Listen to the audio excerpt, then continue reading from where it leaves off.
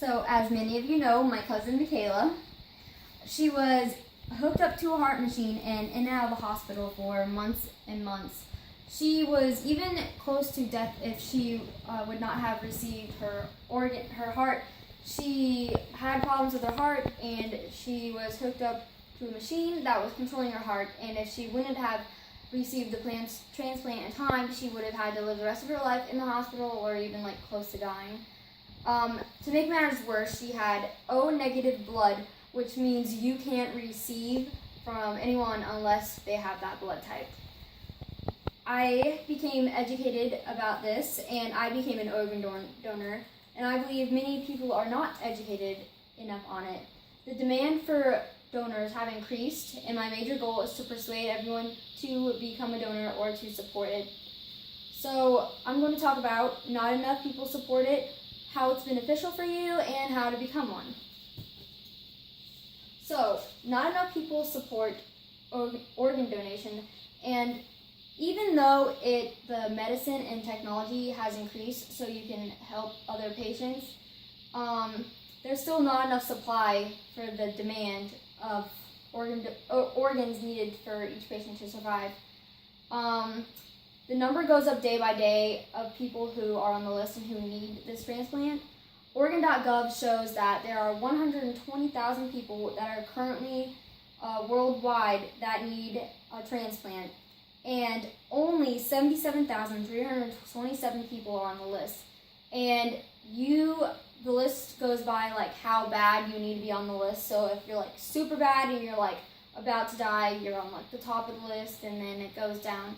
And there's 22 people die waiting on the list each day. So it's pretty devastating. And as I stated earlier, O negative is important to donate. When you donate blood, and if you're O negative person, then it's really good for them, and as well as organs. If somebody passes away and they're O negative, then and the other person's O negative, it really helps them out a lot. Because my cousin, she received a heart, and all the requirements were met, but it was not O negative, so she could not take it. And a lot of times when I ask people, why aren't you a donor, they say the number one myth, which is doctors won't try to save me. But even the National Organ Foundation has said the number one priority when a patient comes to the hospital and is hurt is to save their life.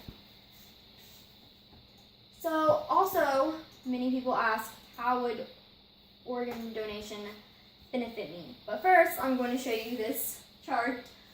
Patients waiting at year end. As you can see, it's constantly going up, and transplants performed and donors received stays at a pretty steady still. And 2016 is not on the list yet. But if you go on the website, the numbers are constantly moving because it's an everyday thing. So how would organ donating benefit you? Well, many organs can be harvested, and the American Transplant Foundation even said that one donor can save up to 8 lives. Also, you will help them have a better quality of life. Now, of course, passing away, it's very sad. Your life is not any less important. But if you don't need your organ, then these people are just sitting in the hospital, having to wait, because basically they can't do anything because their organs are bad or something's wrong. If it's your heart, they're just sitting in the hospital and stuff. So if your body's done with it, it's better to pass it on and give them a better quality of life. And families of donors have said that they receive comfort in the fact that knowing that their child or their family member was able to help someone else's life out. Also, here is, if you would like to take a look at it, all the different blood types. I just threw this in here. O positive, you can give to O, B, B plus, AB, and you can receive from O and O negative only. And then C, A positive, AB, all the different blood types can pretty much receive most of the blood types except for O negative and O positive. here is some stories I also found of families of donors. This is a family, it's Kelly's story, and it says, we think of Kelly's donor family and thank them in all our hearts. And this is the mom, and this is the daughter, and she received a organ from somebody else. And also, this is another person who actually was a donor at the bottom. It said, this mother in the midst of hurt saw the commitment and need to help and followed her son's wishes in ensuring that in his death others would receive his life. So he was a donor, and you can find this on the National Organ Donor. Here's some more stories. This is Brandon Spite, and this is Annie. She's from Minnesota and he's from Detroit.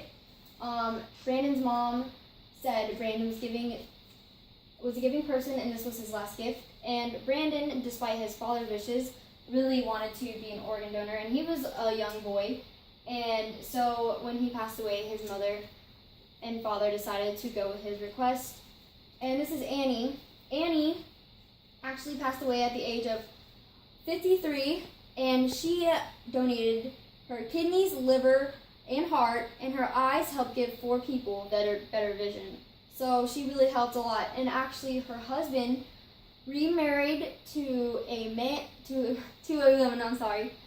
woman who also lost her husband, who also helped donate to multiple people. And they now are advocates of donations and helps spread the word and do more research about donations. So lastly,